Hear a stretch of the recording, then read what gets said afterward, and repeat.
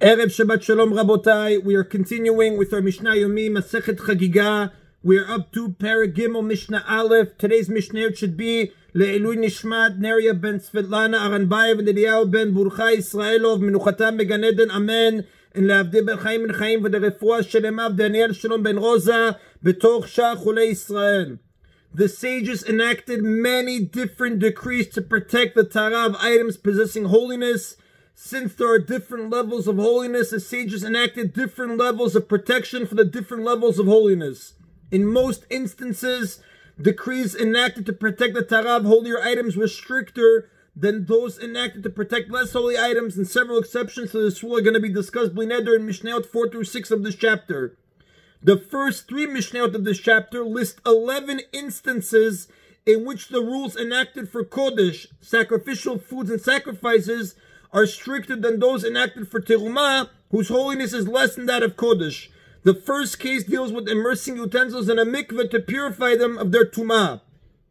Just to explain the background, objects made to be used in some way, such as chairs, tables, cups, spoons, lamps, garments, etc., are known as kelim, utensils. They can become tameh by coming into contact with a source of tumah, such as a person who is tameh. If a utensil that is tameh touches food, it makes the food tameh and makes kodesh unfit to be eaten. To become ta'or again, the utensil must be immersed in a mikveh. The water of the mikveh must come in contact with the entire utensil. If it is blocked from any part, the immersion is not effective and the utensil remains tameh.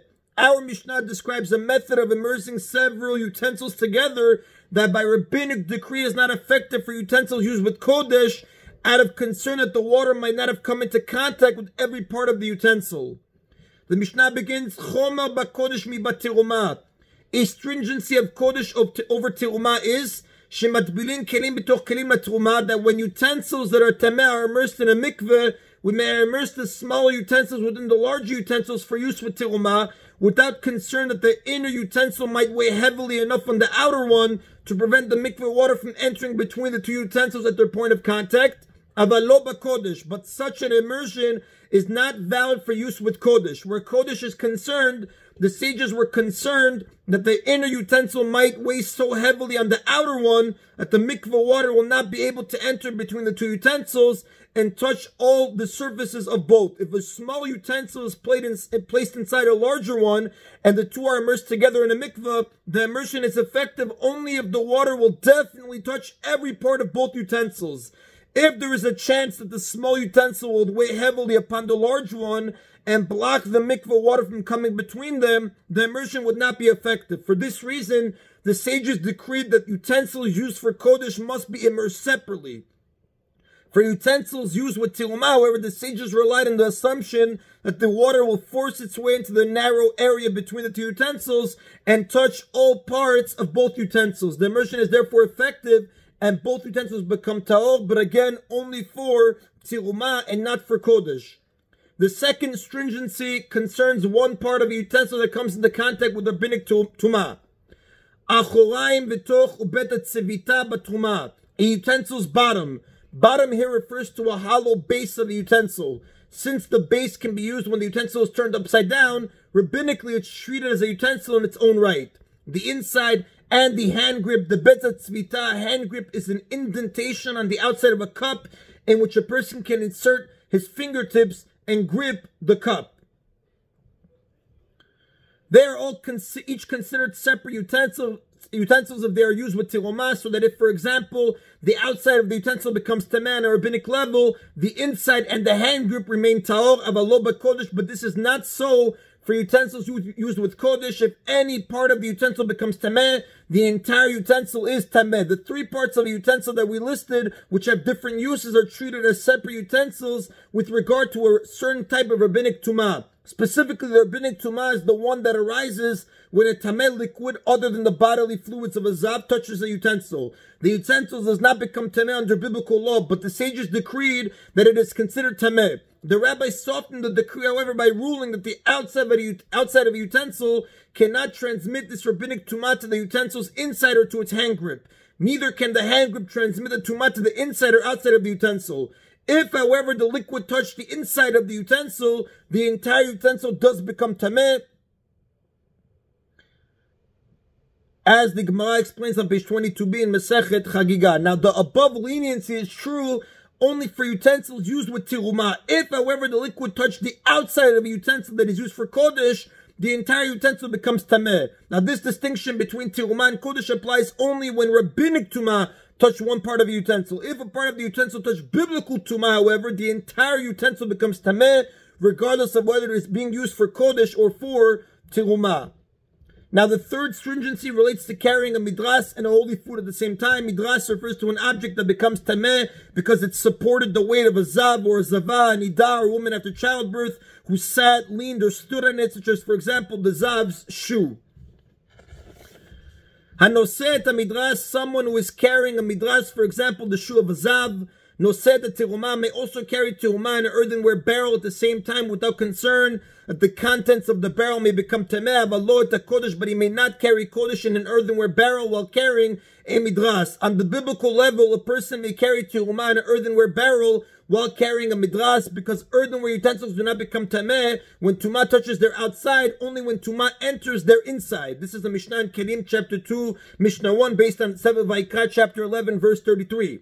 So even if the midras were to touch the outside of the barrel, the tirumah inside, as well as the barrel itself, would remain tahor. And therefore, as long as the tirumah is in an earthenware utensil, there is no reason to forbid carrying it together with the midras. Nevertheless, the sages prohibited carrying a midras together with kodesh that is inside an earthenware utensil because of an incident that took place. Someone was wearing a sandal that was a midras, and he was once carrying kodesh in an earthenware utensil. The strap of the sandal broke off, and when he picked it up, part of it accidentally entered the barrel. This made the barrel and the kodesh in a tameh, since an earthenware utensil becomes tameh when tumah enters the inside of the utensil, even without touching anything. Since a decree against carrying a midras together with Torah items was prompted by this incident, it is limited to the circumstances of the original incident, namely where the food being carried was kodesh and not tirumah. And this is how the Rav explains the Mishnah based on the Gemara on page 23n, Masechet Chagigah.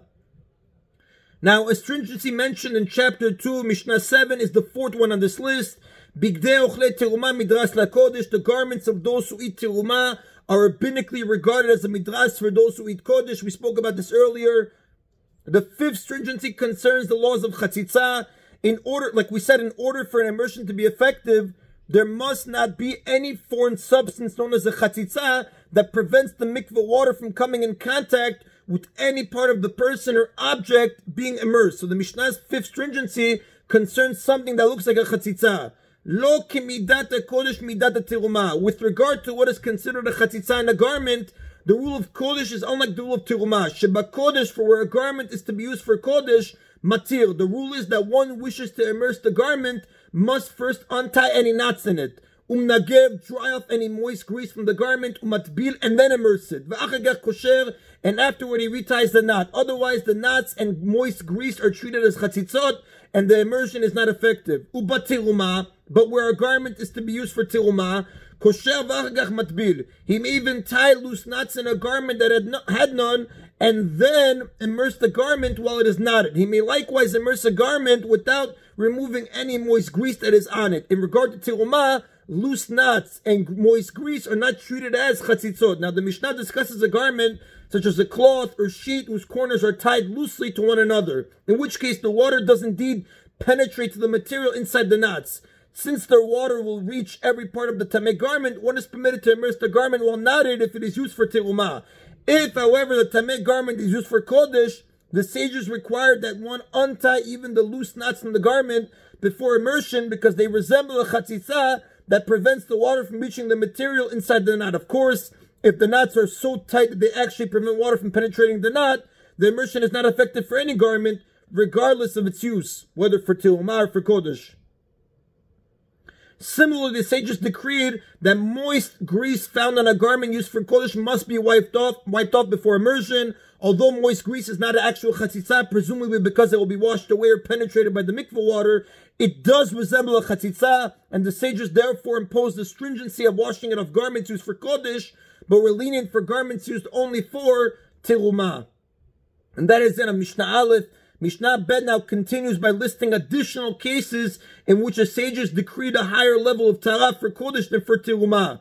Kelim nigmarin b'tahara, utensils that were completed in tahara, and were reliably protected against Tumah from then on. Tzichin Tfilah LaKodesh, they need immersion to be used with Kodesh, Avalor Terumah, but not to be used with Terumah. A utensil cannot become Tameh while it is still being made, even if it comes into contact with a corpse or a Zav. Therefore, if a utensil was Tahor when it was completed and it was protected against Tumah from then on by a Chaver, a person who carefully observes the laws of Tara, it cannot possibly have become Tameh. There should be no reason then to require that such a utensil be immersed in a mikveh before being used. Nevertheless, such utensils do require immersion before being used for Kodesh by rabbinic decree. The decree was made because of the possibility that the Chaver might have been holding utensils shortly before its completion next to an Amaretz, and some saliva from the Amaretz, which is Tameh under rabbinic law, might have fallen on it. So though an unfinished utensil cannot become Tameh, there is concern that the saliva might not yet have evaporated by the time the utensil was completed and made the newly completed utensil Tameh. They therefore decreed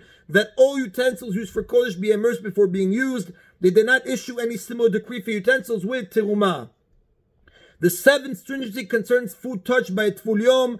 Under the laws of Tumah, when someone immerses in a mikveh, some of his Tumah is lifted, but he must await nightfall to become fully Tahor. The term Tevul Yom, one who immersed that day, describes the status of a person between his immersion and nightfall. A Tevul Yom who touches ordinary food does not make it Tameh as he would have before his immersion, but since he is not yet fully Tahor, any Terumah or Kodesh that he touches does become Pasul, which means that it may not be eaten, but it cannot transmit Tumah to something else, as the Rambam writes in L'chot Avot Tumah, chapter 10, L'chot 2 and 3. So the Mishnah says, another stringency regarding food touched by a Tful Yom, the seventh stringency, Akeli mitzaref ma shebetocho lakodesh.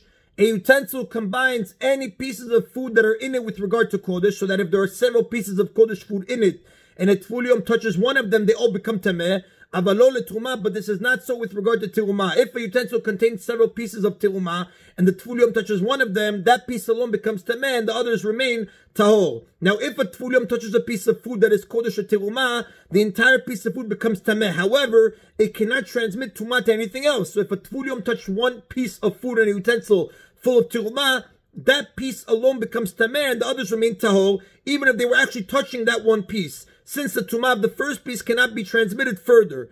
If the utensil contained pieces of Kodesh, however, the sages decreed that by being in one utensil, they acquired the status of a single piece. They are all therefore Tameh, just as a large piece of Kodesh food becomes Tameh, even if only a small part of it is touched.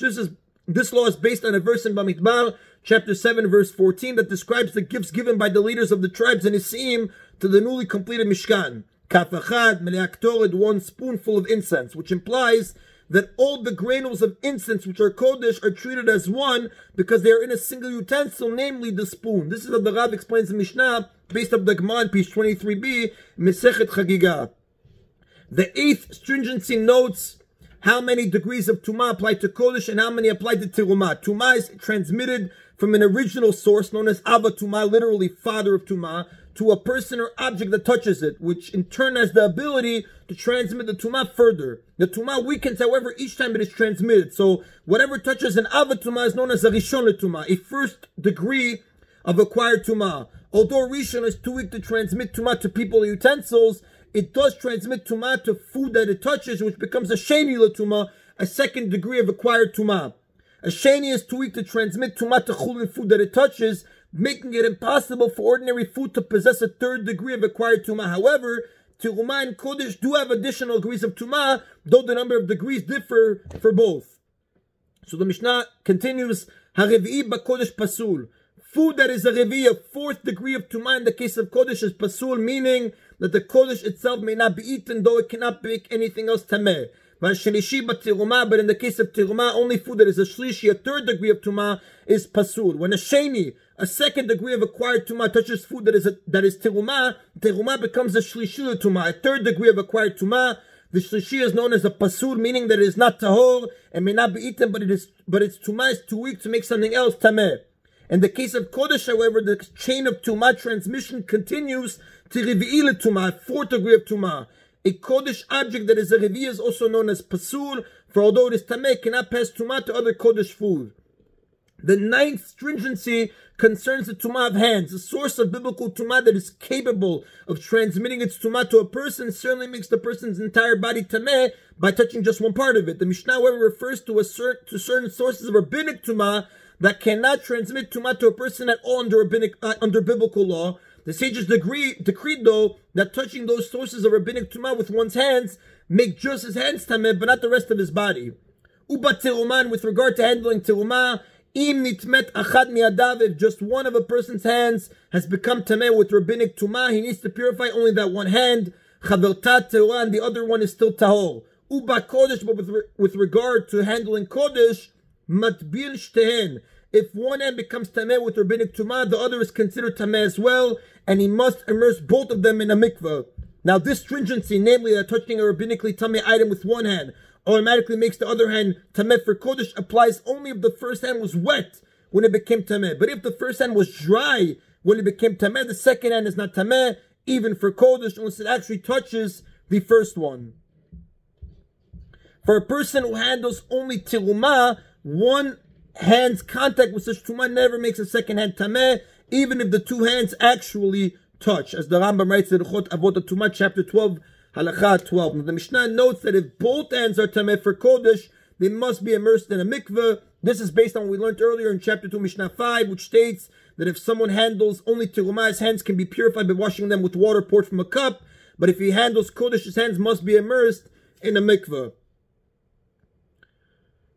Where, like we said, uba kodesh, but with regard to handling kodesh, matbil shten, if one hand becomes tameh with rabbinic tumah, the other is considered tameh as well, and he must immerse both of them in a mikveh. Shayad mitamet chaverta bakodesh, for a hand that is rabbinically tameh, makes the other one tameh with regard to kodesh, avalo betirumah, but now with regard to tirumah. And that is the Rabotai of today's Mishna Yomi. Everybody Shaveh Erev Shabbat Shalom. Baruch Adonai Leolam. Amen v'amen.